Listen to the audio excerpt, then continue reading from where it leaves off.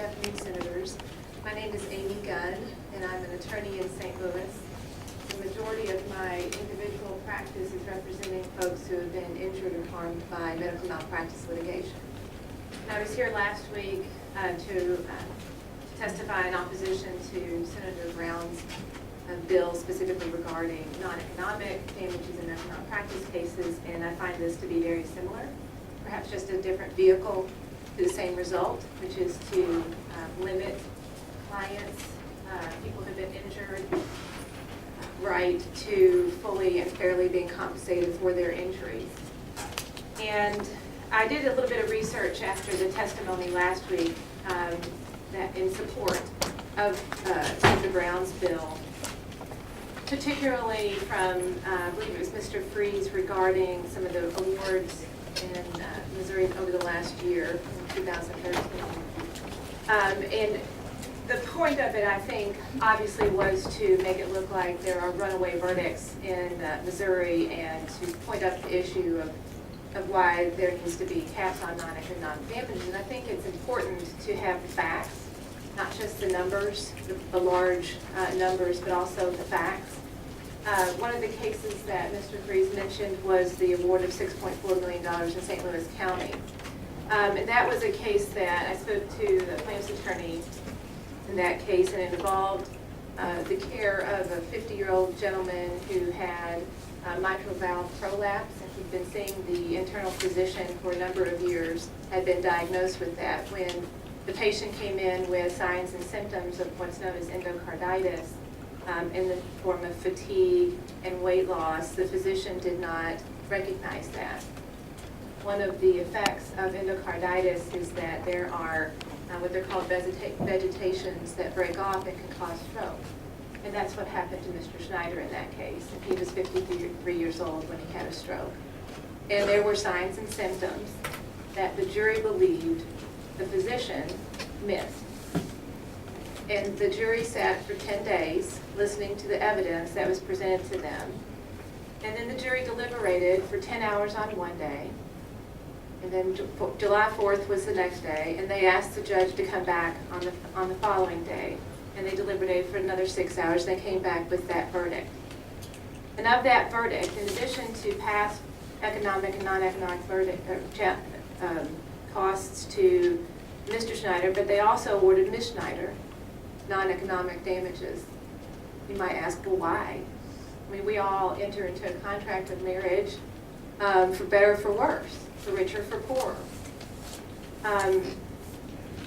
But there is a cause of action for loss of consortium in the state of Missouri, and it's been there for a very long time.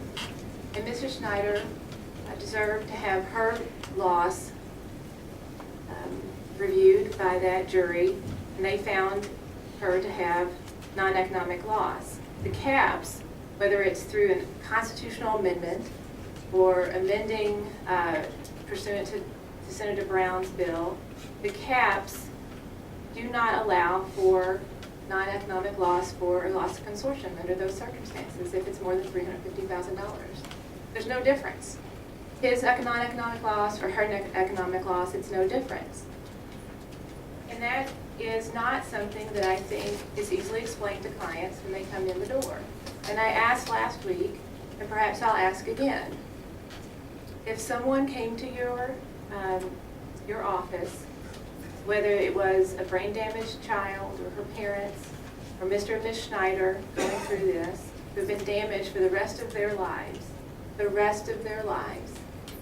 what would you say to them to explain why you voted in favor of whether it's this bill or some other bill to cap their damages, to limit their access to the civil justice system?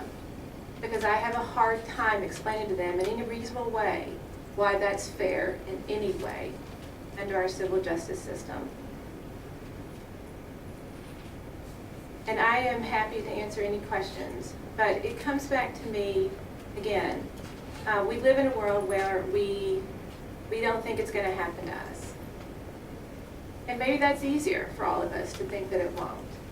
But it's not a very realistic way to judge the bills that come before you. Maybe it won't. Hopefully it won't.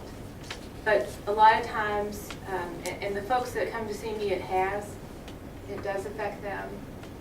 And I like to be able to tell them that I can provide representation to them and that they live in a system that allows the juries of this state to decide what their damage is going to be. With that, Very is there good. any questions to me? Thank you very much for your testimony. Is there any questions of this witness? Senator Parson. Thank you. I'll be frank with you a little bit. The testimony I think that you give today was great for last week.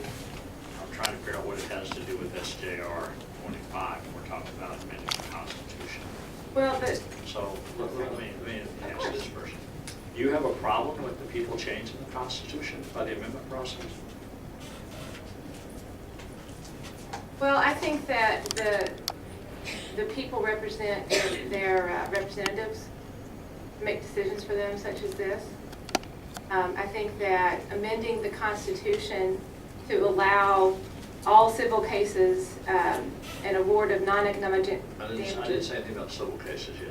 I just said, I'm sorry, do that's the you- language of the I said, SJR25. do you believe that the people have a right to change the Constitution? I think that there's a mechanism in place for that to happen, then absolutely. In Missouri, there is. Yes, sir. Okay?